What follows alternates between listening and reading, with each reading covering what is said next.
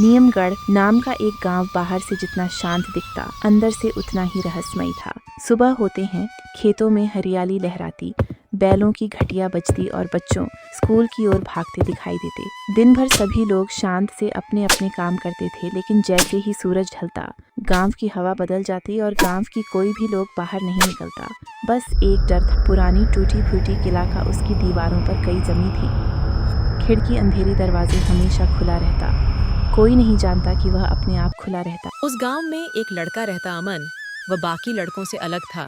वह डरते नहीं, डरने के बजाय सवाल पूछता। एक दिन अमन अपने दादाजी से पूछा, दादाजी, अपने गांव के पूरब दिशा के किला में कोई आदमी क्यों नहीं जाता है? दादाजी अमन के बात सुनते ही बहुत घबरा गए। अरे बेटा, उस किले में रात को परछाई चलती है और रोने की आवाज आता है, वहां कभी जाना मत। अमन कुछ देर के लिए सोच में पड़ गया।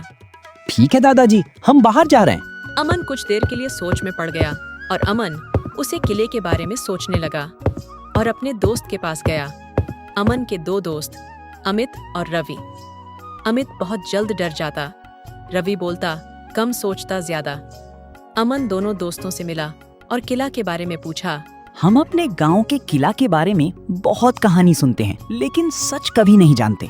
अगर डर ही हमें रोक देगा तो आगे कैसे बढ़ेंगे? किले के बारे में सच का पता लगाना पड़ेगा। अमित बहुत घबरा गया। रवि ने गहरी सांस ली।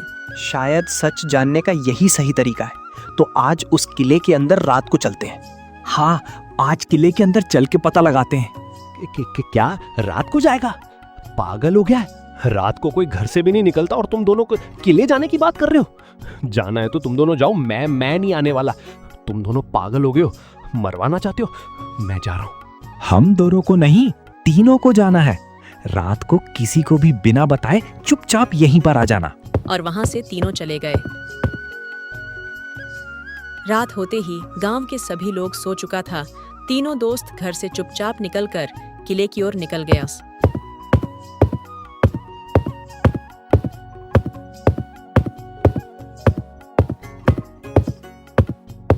किले के अंदर जाते ही पूरा किले में रोशनी जाग उठा, जैसे मानो कि कोई इंतजार कर रहा हो।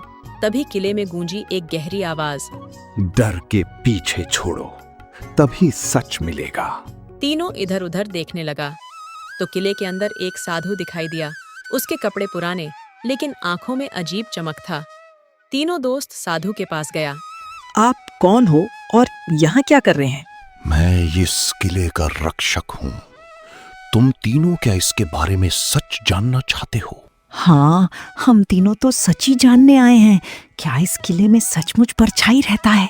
नहीं, यहाँ कोई परछाई नहीं रहता। 100 साल पहले ये गांव लालच से भर गया था।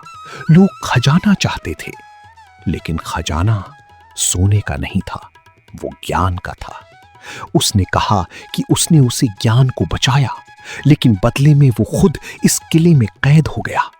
इस किले की वही आजादी देगा जो लालच नहीं, भलाई चुनेगा। साधु अमन को एक मोटी धूल भारी किताब दी।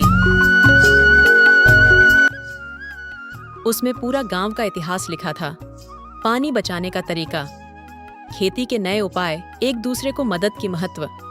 अमन ने किताब को पढ़ा और बोला, अगर ये ज्ञान सबको काम आ सकता है तो इसे छुपाना गलत है। जैसे ही अमन यह कहा, पूरा किले हिलने लगा और कुछ देर में किले में रोशनी भर गया।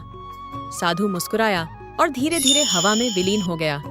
इसकी आखिरी आवाज आया, तुमने सही रास्ता चुना। नई सुबह, नई नीमगढ़। सुबह गांव वाला देखा किला गायब है। उसकी जगह एक सुंदर पुस्तकालय और ज्ञान केंद्र खड़ा था। अमन सबको सच्चाई बताई।